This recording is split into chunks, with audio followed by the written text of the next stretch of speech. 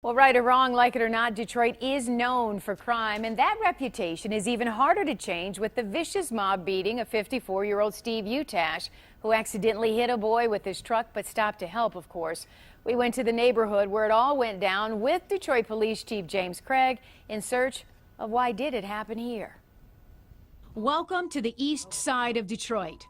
For years, certain pockets have been declared danger zones. We walked with Detroit's chief of police in this neighborhood, steps away from where Steve Utash was beaten by this Clark gas station.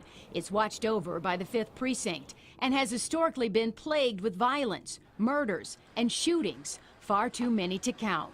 I will not accept this whole notion that Detroit's one of the most violent cities in America. And for 9 months, he's been on a mission to change that perception, but it's a tough sell. How do you feel when Detroit is being portrayed as the wild, wild west? Detroit is not the wild, wild west. I think poverty is the real issue. Poverty and unemployment perhaps evident by the number of people we watched walking the streets when we were here mid-morning.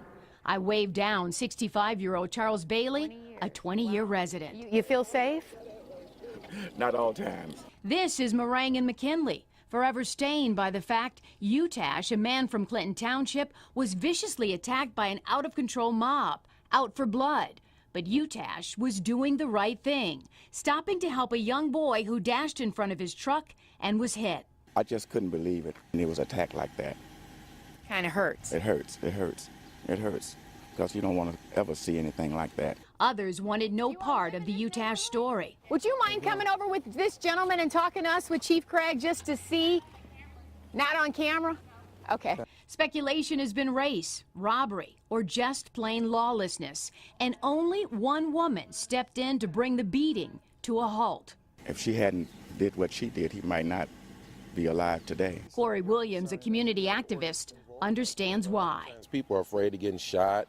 They're afraid of the retaliation. They're actually also afraid of the slow police responses. Chief Craig begs to differ. He says gone is the 50-minute wait for police, and he says the quick arrests in the Utash beating is evident. People are speaking up. I see a community that's fed up, sick and tired of being victims.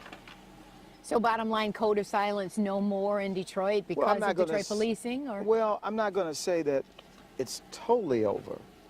I'm suggesting... But you're making headway. Headway that's led to a 12% reduction in violent crimes in the 5th Precinct this year.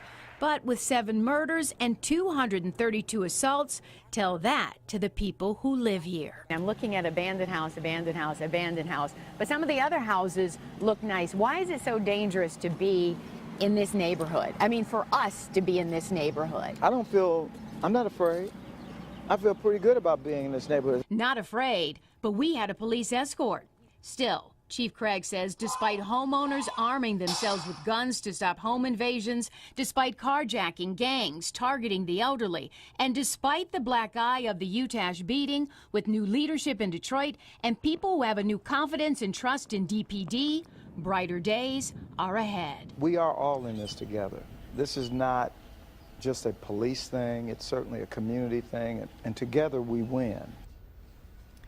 Now, one neighbor told us since Chief Craig has come on board, people do feel safer. Meantime, Steve Utash is out of the drug-induced coma and breathing on his own.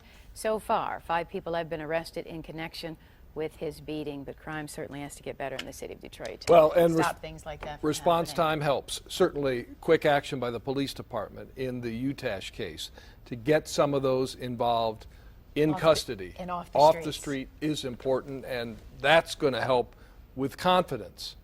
But it's every day. Every single day. And like the chief said, they can't do it alone. Everyone has to get involved. That's